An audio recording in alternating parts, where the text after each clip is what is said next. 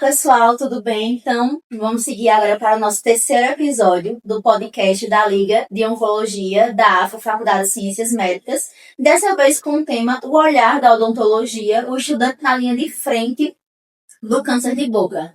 E hoje a gente tem um participante especial, que é João Vitor. Ele é estudante de odontologia, já tem experiência na área de onco, já fez um projeto de extensão sobre câncer de boca em pescadores, então isso traz muito do interesse da área, né, João? Do olhar da odontologia, como disse, para essa questão. Exatamente. Desde já a gente agradece muito Eu que agradeço por aceitar o convite.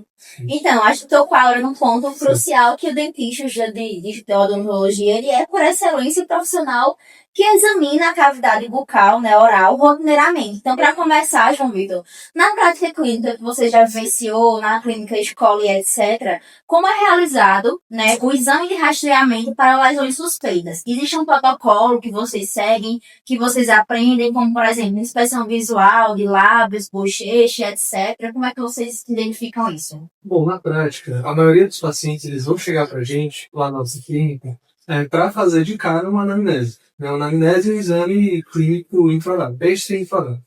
Nesse exame clínico extra-intraoral, a gente já realiza o diagnóstico de alguma lesão suspeita que possa ter.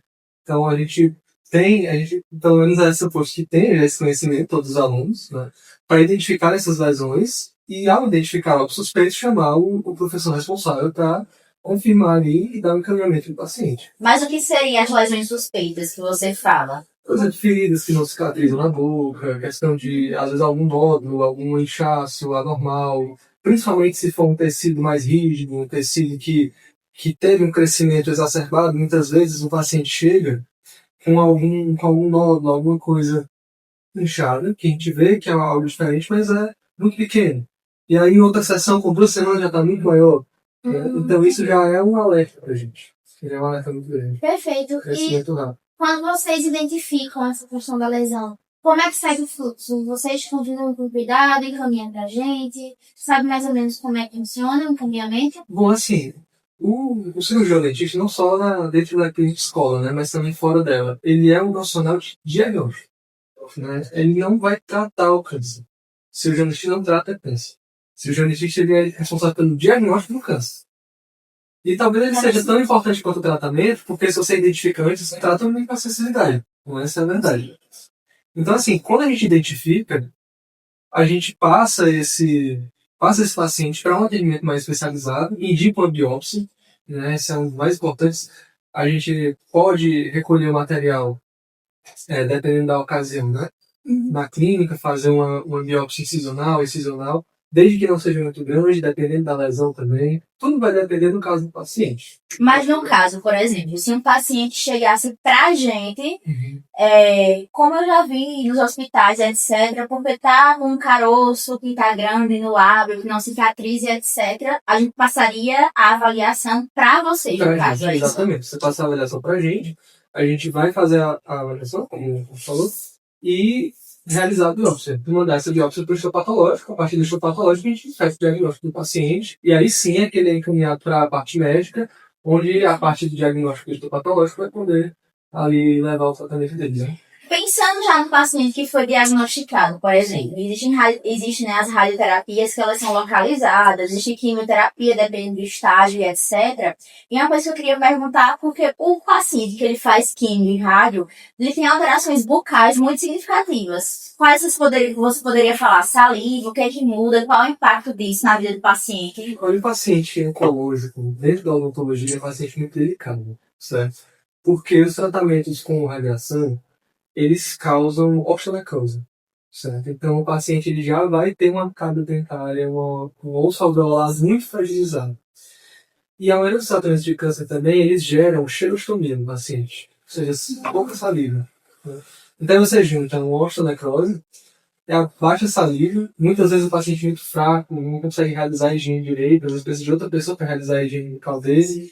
E aí as outras pessoas não têm aquela constância toda, então acaba que a incidência de cáries em condições dentárias para esse paciente é muito mais difícil de ser tratado e muito mais delicado, evolui muito mais rápido. Mas, no caso, uma cárie mais grave, poderia fazer canal nele?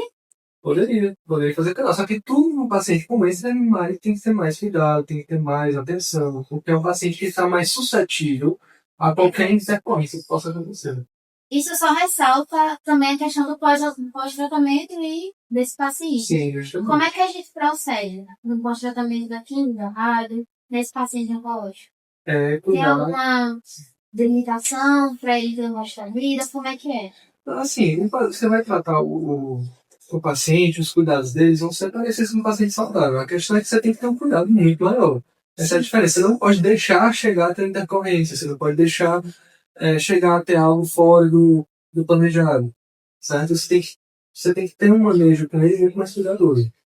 Justamente porque se acontecer alguma coisa, ele vai ser muito mais suscetível que o paciente normal, que o paciente externo. E na sua experiência, na sua visão, como deveria ser a comunicação e a colaboração entre a equipe, né, de odonto e o resto da equipe, enfermeiros, médicos? Você acha que existem barreiras? Você acha que essa comunicação é muito partida, que os médicos muitas vezes deixam de pedir a opinião do odonto?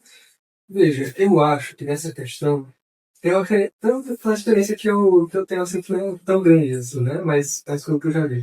Eu acho que são comunicações que elas são diminutas, né? São pequenas comunicações, e na maioria das vezes eles trabalham de forma muito independente. O cirurgião dentista faz o diagnóstico, passa o diagnóstico médico e às vezes não escuta mais falar do paciente, o paciente não volta mais e tal. Às vezes eles voltam para dar algum retorno, mas o tratamento em si é muito independente, assim, depois do diagnóstico, né? Pelo menos pelo que eu presenciei. Agora, o que eu acho que é mais difícil é justamente nesse ponto que você trouxe, velho, que o paciente chega ao médico apontando alguma coisa, e aí o médico passa pro cirurgião dentista, né? Pelo menos era isso que deveria acontecer. Só que muitas vezes o paciente vai chegar e o médico fala, esse a gente não trata aqui. Entendeu? E o paciente pensa que é besteira, pensa que não é nada, como assim? Vai sair. Então acho que poderia ter uma comunicação melhor nesse paciente que não chega pra gente que é dentista. Chega para um roxinho, chega uma emergência, ali, Mas, em relação à população geral, a gente falou, né, quais são as lesões suspeitas, mas acho que uma coisa que faltou perguntar, que me veio à mente agora, é quais são os fatores de risco para desenvolver câncer de boca. Acho que é uma pergunta que a gente precisa para a população no geral. E se é muito prevalente ou não, a idade. Sim. Veja, o câncer de boca, o que eu posso falar maior, assim, em relação a isso, é álcool e tabaco. Principalmente a mistura deles. Tabaco, principalmente, mas misturado com álcool, então, redução. Mas para além disso, a gente tem exposição ao sol. A gente mora no Nordeste, então aqui a gente já está mais suscetível, né, à exposição solar. Mas também a questão da falta mesmo de cuidado. Às vezes a pessoa não tem uma higiene tão boa, isso já propicia mais também. Às vezes a pessoa se fere, corta alguma coisa, não cuida, não limpa. Então isso tudo é um fator de risco também, né?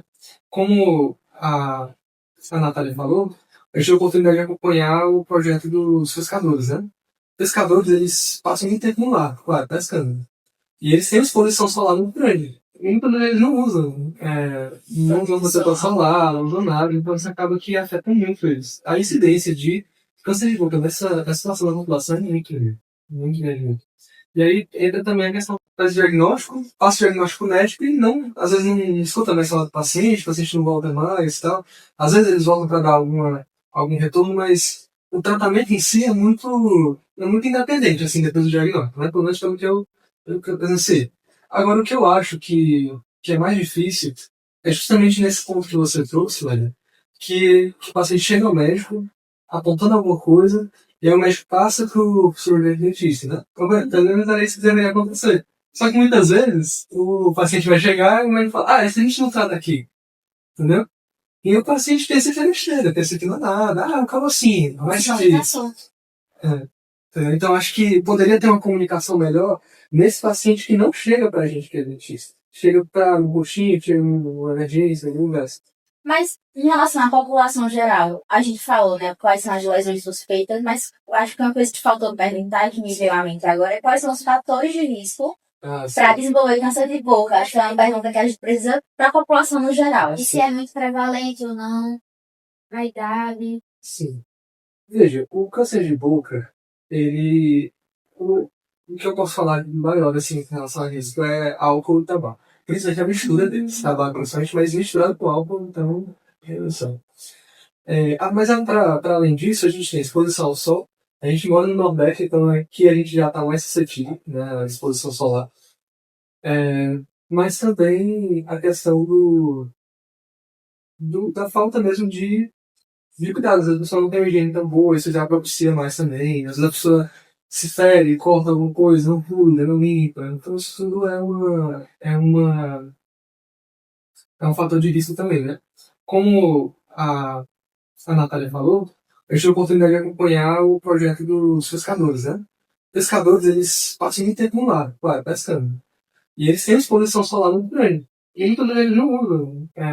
Não usam você para falar, não usam nada, então isso acaba que afeta muito eles. A incidência de câncer de boca dessa situação da população é muito grande. Muito grande. E aí entra também a questão da falta de conhecimento mesmo. Como eu falei, essa pessoa vai para um lugar com carocinho, vai pensar, isso aqui é um carocinho, isso aqui não é nada, é uma afta, daqui a pouco ela sai, entendeu? Aproveitando teu guincho, quais são as principais barreiras que você percebe para justamente o diagnóstico e tratamento do câncer de boca, além da questão da falta de conhecimento técnico da população? Olha, eu acho que muitas vezes